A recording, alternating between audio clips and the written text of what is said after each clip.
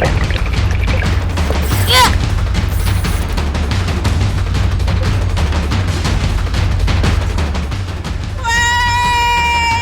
Indonesian Black Bass besar banget kan?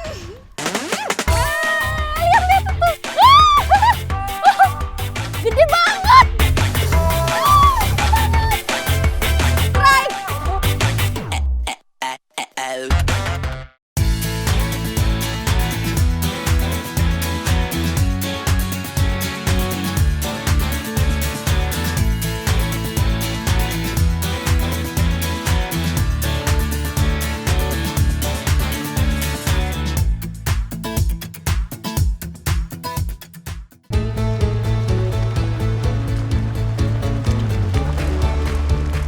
Indonesia memiliki wilayah perairan lebih luas dari daratannya.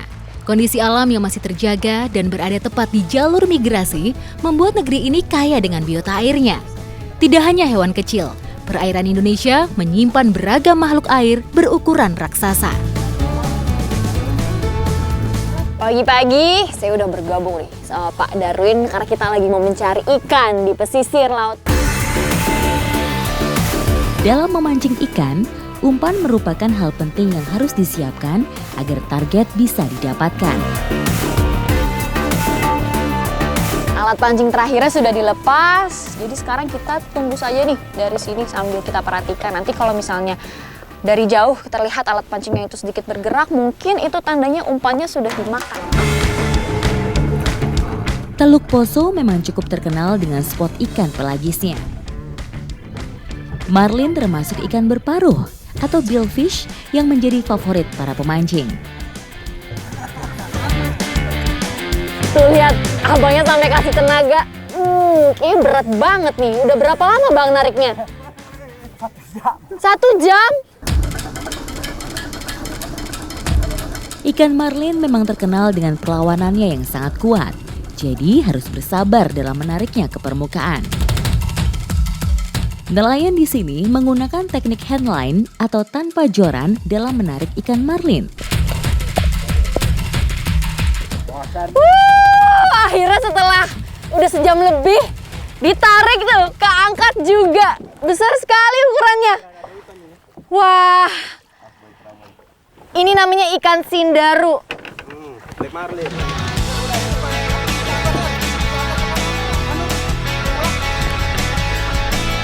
Lihat nih, ukurannya sekitar 2 sampai 3 meter ya Pak. Pantesan ini menariknya harus sampai sejam lebih.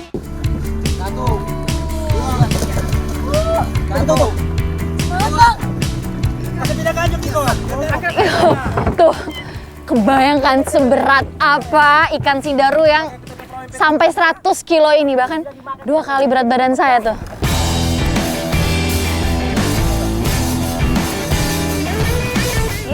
Pindah. Nih, saya udah 1 perahu sama 2 ikan tangkapan hari ini, ikan layar dan ikan sindaru. Ikuti terus jejak saya, Jejak Petualang.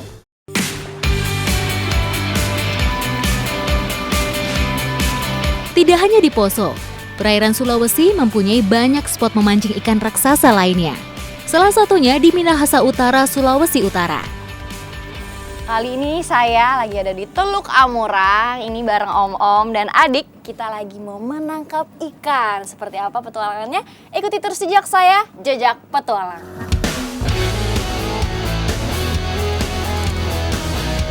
Ini umpannya ikan tude.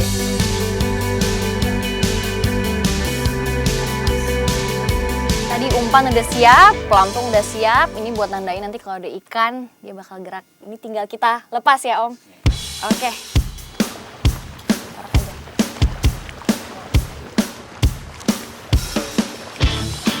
Waktunya menunggu hingga umpan disambar ikan buruan.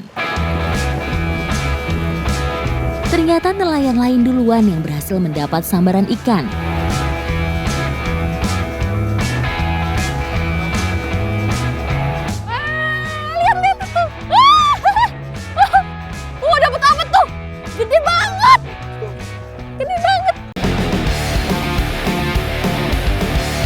Kekuatan ikan marlin saat sedang berusaha melepaskan diri tidak bisa asal main tarik untuk menghadapinya.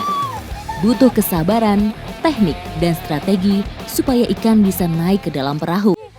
Aduh, ini sudah lama sekali karena ini memang nih perjuangannya tuh bukan main loh. Jadi ketika dia udah ketarik ke atas, bisa aja ini ikannya tuh dorong lagi ke bawah. Oh, tapi itu ketarik lagi nih akhirnya ke atas.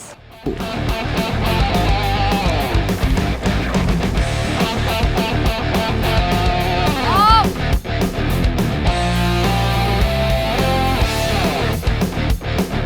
Akhirnya bisa kita angkat.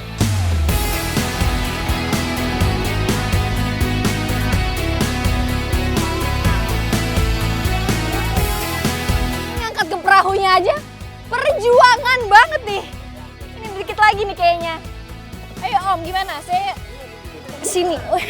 Warnanya ungu loh, cantik banget. Wah, strike. Setelah susah payah menaklukkan perlawanan ikan, kesabaran kami membuahkan hasil yang tidak sia-sia. Ini nih yang kita dapat. Namanya kalau di sini ikan tindarong, tapi ini sejenis ikan layar ya. Ini ukurannya berapa Om? Kira-kira 2 meter. Oh, sesaya nih. Coba.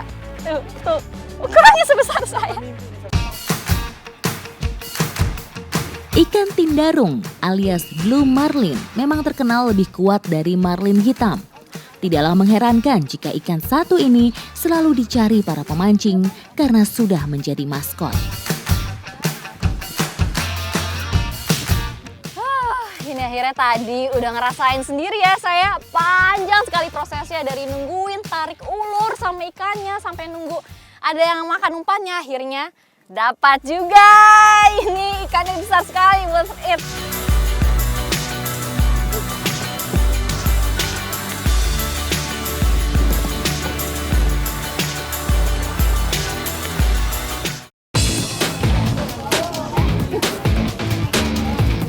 Keanekaragaman suku, tradisi, dan budaya di Nusantara berpengaruh juga terhadap pemanfaatan hasil laut. Maka tak heran kalau beda lokasi, beda pula proses pengolahannya. Ini saya sama Om Eva ada di Pasar Oeba, Kupang. Udah beberapa kali main ke pasar ikan di berbagai daerah, tapi baru ini ada di pasar ikan yang menurut saya ikannya mayoritas besar-besar size-nya. Setiap pagi Om Eva berkeliling Pasar Oeba untuk mencari ikan sebagai bahan dasar untuk pembuatan sei. Nih, yang memang ikan yang biasa Om Eva olah untuk jadi sei. Haya. Ini yang kita cari nih sama ikan tuna sama marlin.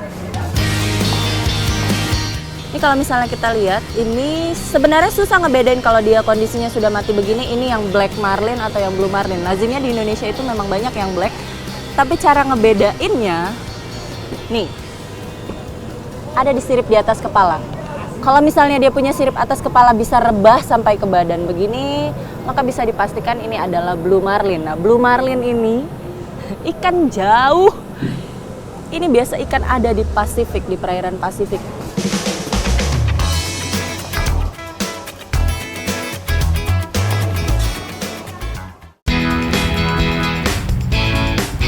Sei adalah satu kuliner khas dari kota Kupang.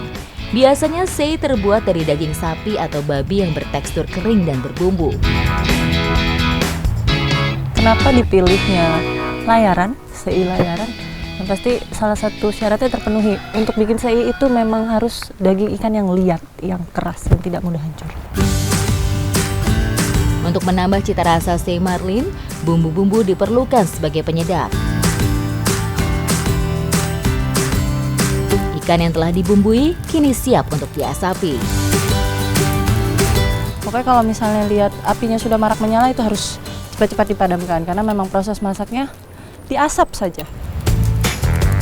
Asap dan hawa panas hasil pembakaran tidak hanya membuat daging matang, namun juga mematikan bakteri pada daging.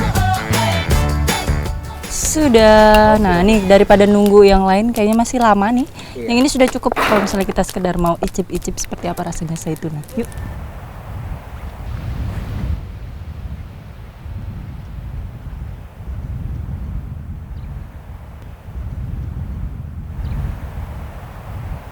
Dia punya daging memang teksturnya liat, keras, berserat. Gurih sih rasanya, enak. Sengaja di packing-packing gini karena memang CI itu memang oleh-oleh khas dari Kupang.